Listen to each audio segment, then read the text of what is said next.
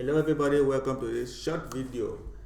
As you can see, what is on my screen is this cool looking website where you can use to design a good looking website with your color. You see, you just copy the exact color number to use it in your project. So it is Angry Tools. So I don't know why it's called Angry Tools. There's a lot of things there. You have Android button maker, so there's a lot you can see here. So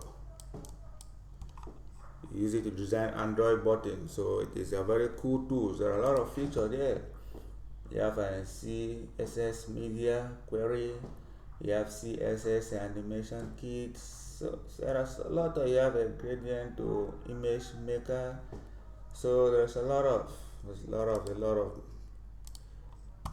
so there's a lot of here to access. The one thing I love here is about the color. You see, it's just changing, and it has some good and cool. You can also try to like do something here. You see, it's very cool. So you can also adjust from here.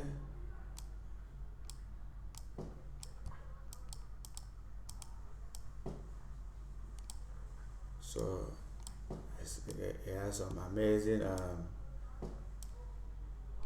can see. So thank you guys. This is all I have to share with you guys today.